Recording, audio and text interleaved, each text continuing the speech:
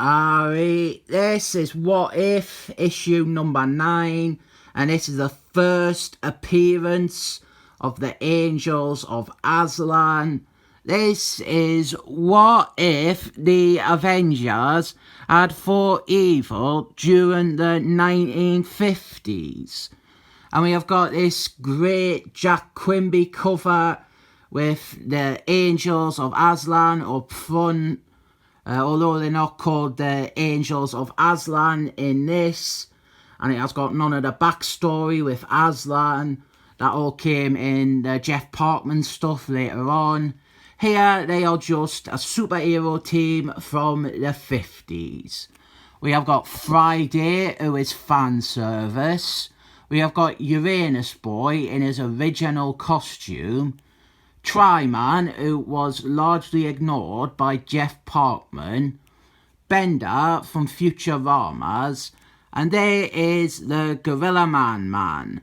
And the question that you're no doubt asking is, how is their first appearance in What If? And this is weird because this is kind of not an issue of What If at all. The normal setup of the big baby in a nappy telling a story, it's largely abandoned, and instead we have got the Avengers of the then present learning about how in the 50s there was a superhero team, and you can see the big baby in a nappy. He's awkwardly just stuck in at the top there, and this is canon, or rather it was canon until Kurt Busey and Tom Beaver spitefully retconned it. And then Jeff Parkman made it loosely canon again. The idea of the Angels of Aslan is, well, they're not actually called Angels of Aslan in this comic, but they are all characters who originated from Marvel Comics from the 1950s. And that's the idea, very basic. This comic is by Roger Thomas and his friend. I do wonder if this was repurposed for something, like it was originally meant for an Avengers annual or maybe one of the Treasury specials, and it just wound up being in What If instead. The story is, back in the 50s, Jetson Lee, he was doing some Hollywood martial arts, and then the president was kidnapped. So Jetson Lee, he gathers a team of superhumans to help save the day. We have got Tryman, who has got the power of free people, and he's not actually a 50s character. He was a retcon character who was created in the 70s. But his stories, they were set in the 50s, which is probably why he was mostly dropped from the team. Then we have got Uranus Boy. Uranus Boy, he has got some ties to Kazar that I'll get into in another video. We got some Yellow Peril, we got some jungle characters, and some people reckon that I'm just some idiot who thinks that any ad comic is automatically good because they're ad. But here's the thing, I didn't think this is a good issue at all.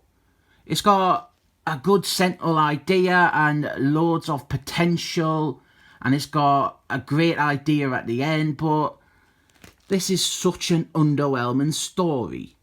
The members of the team, none of them are given anything to do. None of them really have character arcs or out like that. And the whole thing, it's a bit like just a continuity reference book for nutters who were reading comics in the 50s. Like, oh look, here is some obscure jungle character. Oh look, here is Sea Woman for 2 panels. We got Friday there though, we like her, Friday. She is great. Next page is 4 trying to sell us Twinkies, but it's not really working because we didn't have Twinkies out here. And unlike a lot of issues of What If, this one, it keeps cutting back to the present day. And we have got the Avengers. This is the Earth 616 characters commentating on all this new information they are learning. And here is a bad drawing of the big baby in a nappy. And this page here, the art completely changes size. We get backstory on all these characters. I'll just call them the Angels of Aslan, even though they are called the Avengers in this issue. A lot of these characters' origins, they have been a bit screwed up with retcons, like Uranus Boy and Friday. They have really broken backstories nowadays. Nice picture there of the team together, and you can see they decided to call themselves the Avengers. And that is the area of contention for Kurt Busey and Tom Brevoort. They think that this team existing, it diminishes and devalues the Avengers. But then Tom Brevoort lets Michael Brian Benson do the exact same story instead, with Avengers 1959. And it's a shame that this comic isn't great because, well, this is a good team and there is good ideas in it, but this isn't much of a story. It's more like a catalogue. Like it's scanning, hey look, here is some ideas, here is a blueprint. So here we have got loads of 50s era supervillains that you won't have heard of, that add nothing to the story except to be, again, like, oh look, here is another character from Art Comics. This bit here though, this scene with the team is probably the best we get. We get an inkling of what the team dynamic would be like and some basic ideas for character traits, like Gorilla Man feeling like a freak, and then we have got Uranus Boy and Friday flirting. This is a long story, and you would think that with it being long, they would find some way to shoehorn in a proper plot rather than just a series of ideas. And even the big denouement of the heroes saving the president, it's quite quickly done and not focused on that much. They have some like surface level fights with those super villains. Nothing remarkable or noteworthy about any of these skirmishes. And then they save the president, and Uranus Boy and Friday, they flirt some more.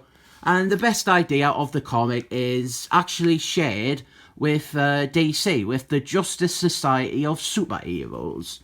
I don't know which book did it first. I think it might be this one. The president, he asks the Angels of Aslan to disband because the public would not be able to deal with their existence, because it was back in the 50s and there's all that paranoia and Cold War scare and everyone's a commie and stuff. So the team, they go their separate ways after their first mission. And then the Avengers reflect on how the Angels of Aslan were not that dissimilar to themselves, with some very, very simplistic comparisons. I really do wish this was better than it is. It's a good idea, badly executed. I give it 7 thumbs up.